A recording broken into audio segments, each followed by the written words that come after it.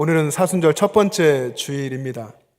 여러분, 사순절을 어떻게 보내오셨습니까? 매년 반복되는 절기의 순서인데 여러분, 올해는 더 의미 있게 또 신앙이 더 깊어지는 시간 되기를 바랍니다.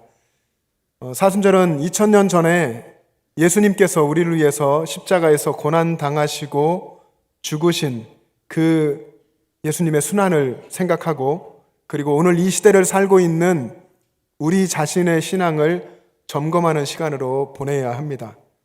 여러분, 그렇게 40일간 또 6주간의 주일 그렇게 보낼 수 있기를 바랍니다. 우리의 신앙은 우리가 예수님을 어떤 분으로 이해하는가가 중요합니다. 예수님이 내게 어떤 분인가? 예수님이 질문도 하셨죠. 너희는 나를 누구라 하느냐 하신 것처럼 우리는 예수님을 어떤 분으로 이해하는가가 신앙에 있어서 중요합니다. 오늘 우리가 골로새서 2장 말씀을 읽었는데 이 본문 속에서 바울은 예수 그리스도가 어떤 분이신지, 그리고 예수 그리스도를 믿는 믿음의 사람, 신앙인은 어떤 사람인지에 대해서 이렇게 이야기를 했습니다. 예수 그리스도는 우리를 위해서 십자가에 죽으셨다가 다시 살아나신 분이다. 죽으신 분이시고 그 죽음을 이기고 다시 사신 분이 예수님이시다. 그리고 또 믿음의 사람에 대해서 이야기할 때는 그분이 죽은 자들 가운데서 다시 일으키심을 받은 것, 다시 사신 것을 믿는 그 믿음의 사람은 그 믿음으로 인해서 그분과 함께 예수 그리스도 안에서 함께 일으키심을 받은 것이다. 함께 일으키심을 받았다라고 이야기했습니다.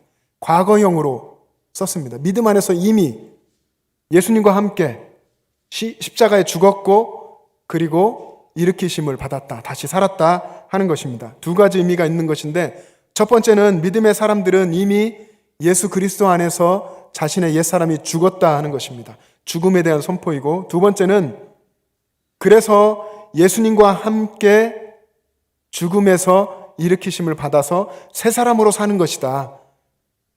믿음의 사람은 새 사람으로 산다 하는 이 두 가지를 바울이 이야기하는 것입니다. 그러니까 우리들은 예수님 안에서 이미 죽음을 이긴 사람들이고, 그래서 이미 새로운 존재로 살고 있는 것입니다. 죄와 죽음의 권세를 이기고 그리고 인류를 구원하시는 예수님의 방법은 십자가였습니다. 이것이 복음이죠. 십자가를 바라보는 것. 복음에서 이 십자가가 가장 먼저 강조되고 그리고 부활에 대해서 이야기하게 되는데, 그래서 복음을 이야기할 때 십자가 복음이다 이렇게 이야기합니다. 그리고 그 십자가 복음을 받아들이고 예수님을 영접하고 사는 그 신앙을 십자가 신앙이라고도 말합니다. 십자가 신앙은 나의 옛사람은 이미 예수님의 십자가에서 죽었고 예수님 안에서 새 사람으로 산다는 것을 믿는 신앙입니다. 여러분, 그것을 여러분들이 믿어야 합니다. 그래서 끊임없이 나의 옛사람, 이미 부패하고 타락한 이 옛 본성이 나올 때에 이게 신앙의 모습이 아닌 것을 깨달아야 하고, 그리고 그때 주님 앞에 또 엎드려서 여러분의 모습이 자꾸 새로운 모습으로 예수님을 닮아 가야 하는 것입니다. 그러니까 신앙이라는 것이 무엇입니까? 여러분, 질그릇이 바닥에 던져질 때 산산조각 나고 깨지지 않습니까? 그 질그릇이 산산조각 나고 부서지고 깨지듯이 우리의 고집스럽고 아집이 있는 그런 옛사람이 십자가에 죽는 것부터, 거기서부터 신앙이 시작되는 것입니다.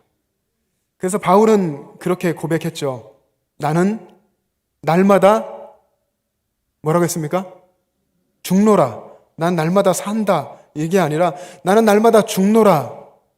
이 말은 나의 옛사람이 죽는다는 것입니다. 물론 새 사람으로는 계속 예수님 안에 살고 예수님과 동행하죠.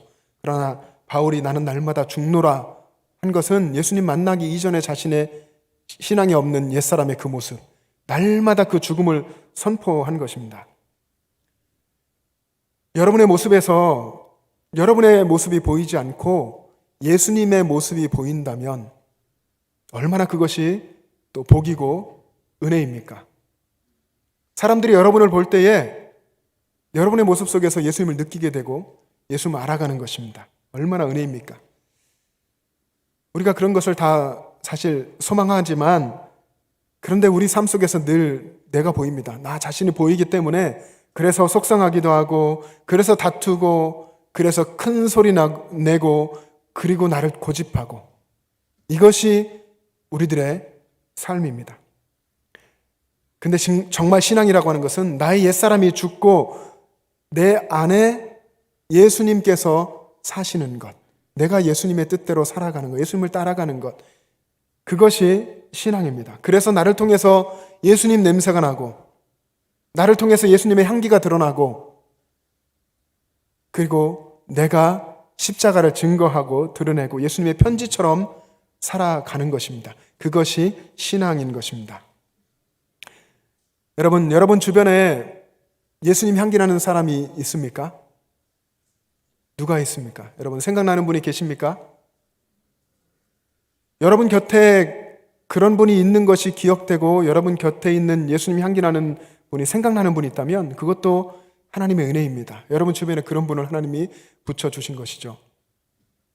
또 물론 여러분 한 분 한 분이 정말 그렇게 예수님을 마음에 품고 늘 모시고 사랑하며 살아서 예수님의 향기가 난다면, 여러분이 그런 사람이라면 더할 나위 없이 정말 큰 은혜요 복인 것입니다. 행동 하나하나에 예수님의 사랑이 묻어나고, 말 한마디 한마디에 예수님의 사랑이 느껴지고, 그리고 사는 모습을 보면 예수님같이 보이고, 그런 분들이 많아지면 좋겠습니다. 그런 장로님들, 그리고 그런 권사님들, 그런 집사님들, 그런 성도님들이 많아지고, 그런 우리 영천제일교회 이 공동체 안에서 우리들의 다음 세대가 어른들로부터 신앙을 배우고 그렇게 성장해 가는 그런 교회가 되기를 주님의 이름으로 축복합니다. 여러분, 그러기 위해서 여러분 한 분 한 분이 십자가의 복음을 깨닫게 되기를 축복합니다. 여러분의 삶에서 십자가가 드러나게 되기를 축복합니다. 정말 십자가를 사랑하고 품어야 가능합니다. 여러분이 정말로 예수님의 향기를 풍기며 살게 되기를 축복합니다. 이런 삶은 세상을 역류하는 삶이라고 말할 수 있습니다. 세상 속에 이렇게 사는 사람이 흔하지가 않죠. 세상은 세상의 가치관과 세상을 주관하고 있는 사단의 흐름을 따라서 흘러갑니다. 그러나 믿음의 사람은 그것을 역류하는데, 그 정말 역류할 수 있는 것은 복음을 가지고 있을 때, 십자가의 복음을 붙들고 있을 때에 그 역류하는 삶을 살아가게 되는 것입니다. 그럴 때 그 후에 최후의 순간에 승리하며 하나님 나라에 들어가게 되는 것이죠. 그래서 십자가 신앙으로 사는 사람은 세상을 거스르고 세상을 역류하며 살게 됩니다. 성지 순례 중에 로마에 가면 웅장한 여러 유적지들이 있고 아주 화려한 성당들이 있습니다. 성지 순례하는 분들에게 기억에 남는 것은 그런 것이 아니라, 가장 기억에 남는 것은 오히려 카타콤이라고 합니다. 로마 교회의 성도들은 로마 황제로부터 극심한 박해를 받으면서 그 박해를 피해서 공동묘지로 숨어 들어갔습니다. 예수를 믿었기 때문에 자신의 집도 버리고 재산도 포기하고 지하 공동묘지로 들어가서 거기서 평생을 살았고, 거기서 결혼하고 거기서 자식을 낳고, 또 그 자녀들이 성장하게 되고 그 자녀들을 결혼시키고 거기서 죽어야 하는 그런 삶을 살았습니다. 그렇게 얼마 동안 거기서 산지 아십니까? 그 당시에 성도들이 이 카타콤에서 280년 동안 살았다고 합니다. 그래서 이 지하 동굴에 무려 시신이 200만 구 정도 있다고 하는데, 예수님 당시에 로마의 인구가 약 100만 명 정도였다고 합니다. 그 2배 이상 되는 그런 시신이 로마의 지하 공동묘지에 있는 것입니다. 당시에 박해받고 핍박받았던, 그 속에서 신앙을 지키려고 했었던 그리스도인들의 삶이 얼마나 끔찍했을지 여러분 상상이 되십니까? 여러분 같으면 이런 고난을 당하면서도 예수 믿겠습니까? 어느 목사님이 로마에 가서 카타콤을 보고서 처음에는 로마교회 성도들이 불쌍하다는 생각이 들었다고 합니다. 아마 저 같아도 그런 생각이 들었을 것 같습니다. 그런데 카타콤을 다 둘러보고서 생각이 바뀌었다고 합니다. 카타콤 속에서 신앙생활하던 그분들이 받은 복이 지금 우리들, 그때 성지순례하던 그 목사님과 거기 같이 있던 그 시대를 사는 사람들 보다, 그들이 받은 복보다 훨씬 크다는 것을 깨달았다는 것입니다. 왜냐하면 그때 거기서 신앙생활을 하던 사람들에게는 그 고난을 능히 견디고 이길 만한 힘이 있었다는 것을 깨닫게 된 것입니다. 하나님께서 그런 힘을 그들에게 부어주신 것입니다. 그 생각을 하니까 그 당시 고통스럽고 괴로웠겠지만, 정말 죽을 만큼 힘들었겠지만, 그 속에서 신앙생활을 하고 있었던 그리스도인들의 신앙이 얼마나 강렬했을 것이고 얼마나 살아있었을까 하는 것을 생각한 것입니다. 그들이 그런 고통을 견뎌낼 수 있었던 힘은 무엇이었을까요? 그들의 그 고통을 외면하지 않고 그들 가운데 계신 예수님이었습니다. 그들은 그들 가운데 계신 예수님, 그들을 위해서 2000년 전에 그때 이 땅에 친히 오셔서 그들의 죄를 용서하시기 위해서, 그들을 구원하시기 위해서 모든 고난을 당하시고 물과 피를 다 쏟으신, 십자가에서 죽으신 그 예수님을 바라보았기 때문에 주님께서 그 힘을 그들에게 부어주신 것입니다. 십자가를 지시고 나 대신 고통당하시고 물과 피를 다 쏟으시고 죽으신 예수님을 바라보니까, 그 예수님을 생각하니까 그런 절망적인 상황 속에서도 절망하지 않고 분노하지 않고 오히려 로마를 품고 잠잠히 기도할 수 있었고, 그리고 주님이 주실 그 자유의 날을 꿈꾸면서 기다릴 수 있었던 것입니다. 여러분, 이것이야말로 십자가의 신앙이 아니겠습니까? 그리고 마침내는 그 혹독한 죽음 같은 상황 속에서 예수님만 바라본 그 십자가의 신앙은 로마 제국을 복음 아래 굴복시켰습니다. 신앙이라는 것은 이렇게 깊은 고난과 고통과 죽음 속에서 꼽히는 것입니다. 구약성경 이사야 35장 1절과 2절을 보면 이 신앙에 정말 십자가를 통해서 드러나는 그런 신앙을 말하는 것처럼 정말 그림 그리듯이 하나님께서 이사야 선지자를 통해서 그려주고 있습니다. 이사야 35장 1절과 2절은 이렇게 써 있습니다. 제가 한번 읽어보겠습니다. 광야와 메마른 땅이 기뻐하며 사막이 백합화 같이 피어 즐거워하며 무성하게 피어 기쁜 노래로 즐거워하며 레바논의 영광과 갈멜과 사론의 아름다움을 얻을 것이라. 그것들이 여호와의 영광 곧 우리 하나님의 아름다움을 보리로다. 아멘. 신앙이라고 하는 것은 이때 당시 이스라엘 백성들이 바벨론에서 고통 속에, 하나님을 또 떠난 우상을 섬기는 그 고통 속에 있었을 때에 그것이 죽음 같고 광야 같고 메마른 땅 같고 사막 같은 그런 상황 속에서 하나님이 역사하시니까 그들이 하나님의 백성으로 회복되어서 그 광야 같고 사막 같은 곳에 꽃이 피고 기쁨의 노래가 울려 퍼지고 즐거움이 임하고, 그래서 하나님의 영광을 보게 되고 하나님을 찬양하게 되는 그런 놀라운 역사가 일어난다라고 이사야서에서 그려주고 있는 것입니다. 여러분, 혹시 여러분의 지금 상황이 광야 같고 사막 같고 정말 죽음 같은, 무덤 같은 그런 상황처럼 느껴질지라도 여러분과 함께 계시는, 여러분의 삶에 같이 계시는 예수님을 바라보시기를 바랍니다. 그 예수님을 바라보면 주님께서 여러분에게 그 고난을 이길 힘을 주시고 고난 속에서도 복음의 꽃을 피우고 하나님의 역사를 경험하게 하실 것입니다. 그래서 그 고통 속에서 이제는 주님과 함께 기쁨의 노래를 부르고 그리고 즐거워하고 하나님의 영광을 보게 하실 것입니다. 여러분, 그렇기 때문에 아무리 어려운 상황 속에 있더라도, 또 여러분 앞으로 우리가 살아갈 날이 많지 않습니까? 주님이 허락하신 그 삶 속에서 앞으로 지금보다 더 어려운 상황에 놓이게 된다 할지라도 그 속에서 여러분과 함께 하시는 예수님을 바라보시기 바랍니다. 그것이 신앙입니다. 바울은 오늘 본문 골로새서처럼 옥중서신인 빌립보서 3장에서 이렇게 이야기했습니다. 바울 자신이 그리스도의 죽으심을 본받아서 예수 그리스도의 죽으심, 예수 그리스도의 섬김과 희생과 십자가, 그것을 본받아서 어떻게 해서든지 죽은 자 가운데서 부활에 이르려 한다. 그의 신앙은 이렇게, 나는 이런 각오로 살아가고 있다, 이렇게 이야기했습니다.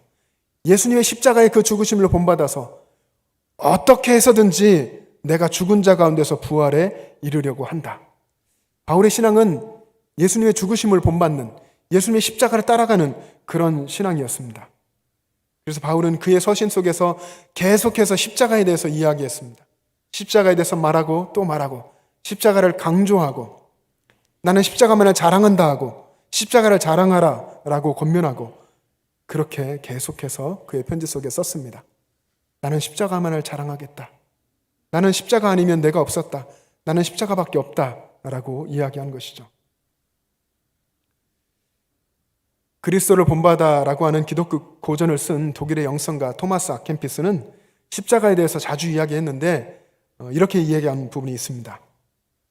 십자가에는 구원이 있고, 십자가에는 생명이 있고, 십자가에는 원수를 이기는 힘이 있고, 하늘의 행복이 있고, 영혼의 능력이 있습니다.